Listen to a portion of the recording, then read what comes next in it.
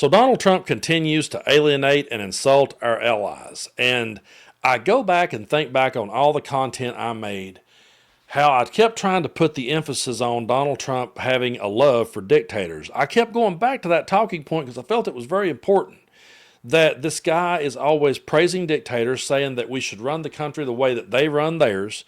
I've always thought that should be a massive red flag to anyone, regardless of your political leanings. If someone is quoting dictators and saying that the country should be ran that way, to me, that's a giant red flag. When you have someone who is always praising our enemies and then alienating allies, I just think that should be a red flag. So I talked a whole lot about that leading up to the election, how that Trump said he wanted to be a dictator on day one and terminate the Constitution anytime he seemed fit.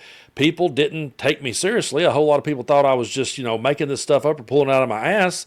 But then he gets elected president, and before he even gets there, while he's president-elect, he's already acting like he wants to be a dictator and going out there and alienating, I can't even talk today, alienating our allies even further. And the whole thing makes no sense whatsoever. But if he honestly thinks he can go out there and do this, and our neighbors in Canada is just going to take it laying down, that they're just going to let him throw his insults at him, he's got another thing coming. They're not going to. I want to play this clip here of Ontario Leader Stiles talking about this very thing. They're not going to take this laying down. They're not going to put up with this at all. Take a look at this clip. This is what he doesn't want Americans to know is actually the cost of pissing off Canadians, right? Because the cost of pissing off Canadians is that the cost of our products in the United States or the lack of our products in the United States it's going to cost Americans more to fill up your gas, right? To build your homes, to build your bridges. That's going to be the impact. And the thing is with Donald Trump, he doesn't give a shit about any of that, right? Because for him, he's like just worrying about him and his billionaire buddies like Elon Musk, and they're all in this together, and they're going to make billions no matter what, right? I sit here every day and I remind people in my part of the world that Donald Trump and his billionaire cabinet does not give a shit about any of us.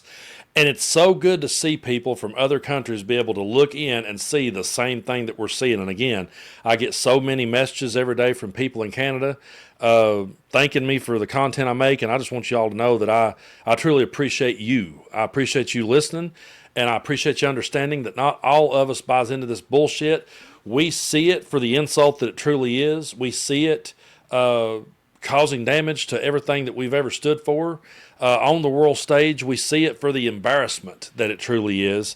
And when we speak out against these things, that's not us speaking out against our country. That's us speaking out against someone's radical idea of it.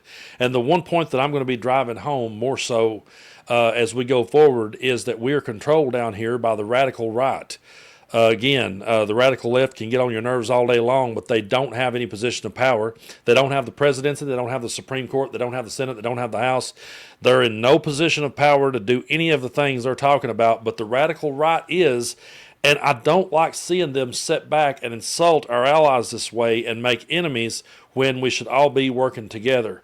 And it's funny because they can sit here and they can throw these insults out, but if it comes back to them and someone says, well, hey, how about, Canada just takes California? Or how about the blue states just come to Canada? Trump doesn't find that funny. And Justin Trudeau points that out in this next clip. Take a look. Assuming he didn't bring up his intention to publicly say he was going to annex through economic means your country. It actually sort of came up at one point, and then we started musing back and forth about this. And when I started to suggest, well, maybe there could be a trade for Vermont or California for certain parts, he immediately decided that it was not that funny anymore, and we moved on to a different conversation. So this isn't out of the blue that he's doing this, but my focus has to be not on something that he's talking about that will not ever happen, but more on something that might well happen, that if he does choose to go forward with tariffs that raise the cost of just about everything for American citizens, that on top of that, we're going to have a robust response to that. Yeah, it's not funny when the tables gets turned on Trump and suddenly someone says, well, hey, we'll just take California and Vermont. We'll take all your blue states. It's not that funny then. And I guarantee you, if you had a world leader like a Justin Trudeau or like any other president or prime minister anywhere, if you had them on social media typing in all caps about how they was going to take the United States, and how they was going to make us part of their country, I promise you MAGA's heads would be exploding. And I also have a feeling that if Joe Biden had said the exact same things, that they would absolutely be losing their mind. We don't need Greenland, man. What are you talking about by Greenland? What the hell?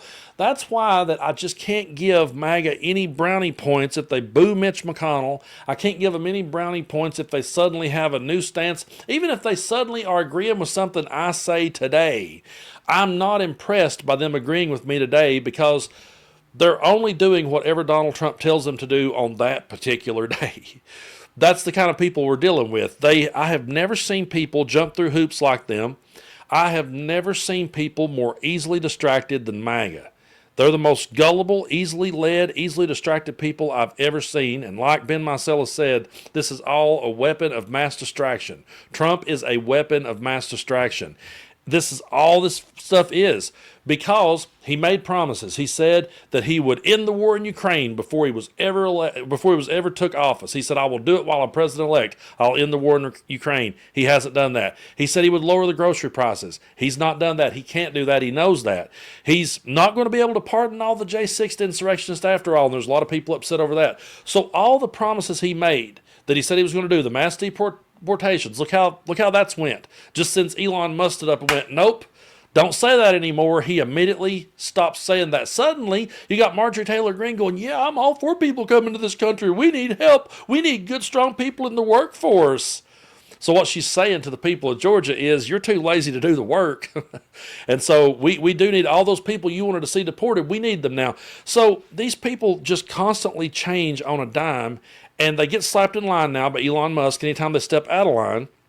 He is not fulfilling any of the promises that he said he was going to.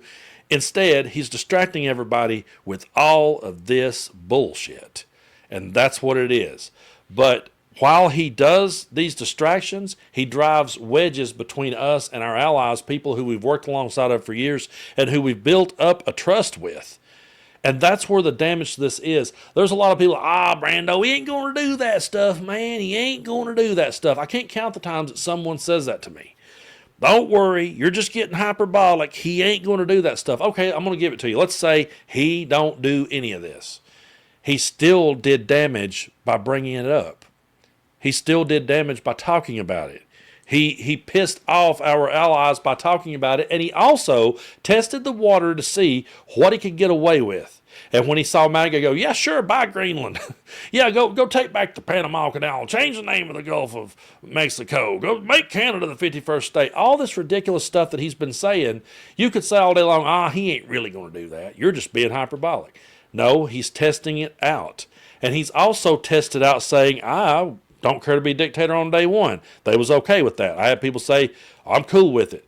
I'll terminate the Constitution anytime I want to.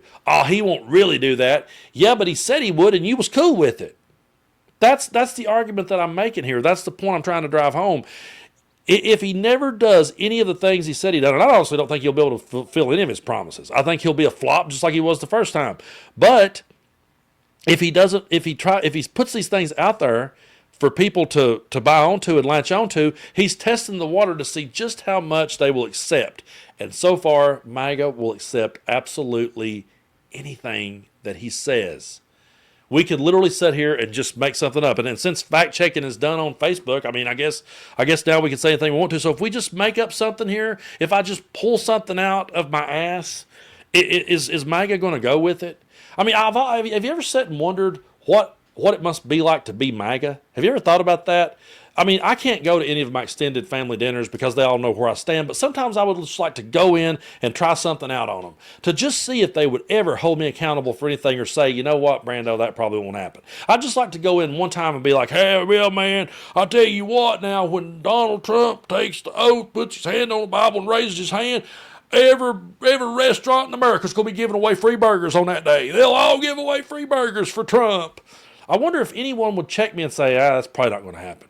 Oh, you guys will be $0.25 a gallon when he takes that oath. You guys will be $0.25. Let's go buy Brazil next. I think Brazil would be good for us to have. Would there ever be a point where they'd say, this guy's nuts? Or do they just all sit there and go right along with it? It's insane, and it should be called insane. We call it weird, but I don't necessarily like. I didn't really like the whole calling it weird because I'm a huge Hunter S. Thompson fan, who said when the going gets tough, the weird turn pro. I've got the dang bat on my arm, for crying out loud. I've always kind of liked good weird. They're insane. They are insane. It is absolute insanity and should be called out as such. People who buys into this rhetoric, in my mind, it's like you're right on the verge of just needing a straitjacket if you really do buy into this stupidity. It's what it is. And since they value free speech so much, let's just continue to call it stupidity. And I'm going to be doing a video on the whole Joe Rogan interview with Mark Zuckerberg. That is like 3 hours of my life I'll never get back, but I took one for the team. I took one for the team, and man, that is like, I'm probably not going to play clips during it because every time I do, I end up getting a copyright claim on the clips. I see other people use them, but I always get hit with it for whatever reason. So I'll probably just read some of the quotes. But if there ever was like a picture-perfect example of gaslighting and just rewriting history, that's it. I'll be talking about that in a future video, so you guys stay tuned for that.